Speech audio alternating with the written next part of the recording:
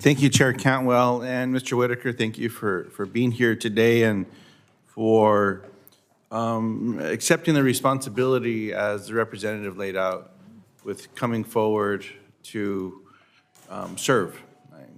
Senator Welch also said something along those lines.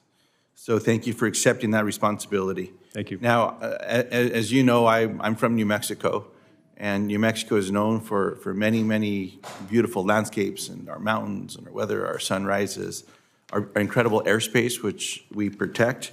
But in the next few weeks, we're going to be celebrating the International Balloon Fiesta, which is the largest hot air balloon gathering in the world. Wow.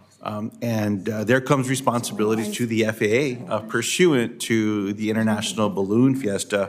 And I've been proud to work with many of the balloonist community in this particular space, Mr. Whitaker, to ensure that the FAA would not bar Albuquerque balloon operators from flying in the city's Class C airspace.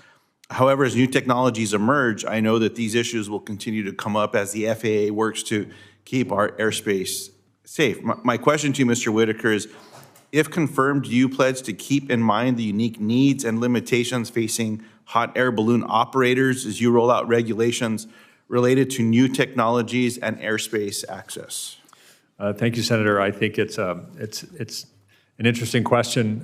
We've talked a lot about new entrants into the airspace. That's a very old entrant, I think, in the airspace. So I think that one of the key principles for the new entrants is that the existing services can operate efficiently and unimpeded by the new entrants. So I would categorize balloons as part of that. So yes, I can give you that commitment. I appreciate that. And if there's one thing we can all agree on, it's that the FAA needs strong leadership. After a winter and summer travel season rife with delays, technological disruptions, staffing issues, it's time that we confirm an FAA administrator to get our aviation system back on track.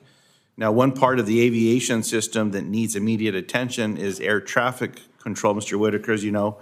Right now, there are shortages in staffing across the country, forcing our controllers to work intense schedules with long and longer hours.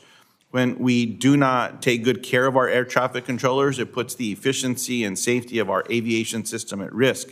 Fortunately, there are some actions we can take together to improve the health of our air traffic control systems. Now, Mr. Whitaker, yes or no, do you support efforts to ensure the FAA is hiring and training as many controllers as are needed each year to address existing shortages? Yes, sir, that will be a top priority.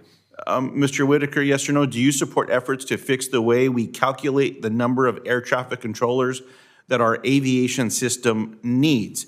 This would mean counting those currently in training separately from fully trained controllers.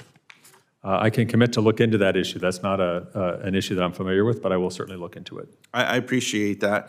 If we don't set the right targets for how many staff are at our air traffic control systems, it concerns me that we will not fix the problem. I'll follow up with you in writing to make sure we continue to work closely in this space and to fully express why it's important. Right. Now, Mr. Whitaker, the Albuquerque Air Traffic Control Center staffing numbers have consistently been below targets for years. What can we do to address staffing challenges, especially at the centers that are struggling the most?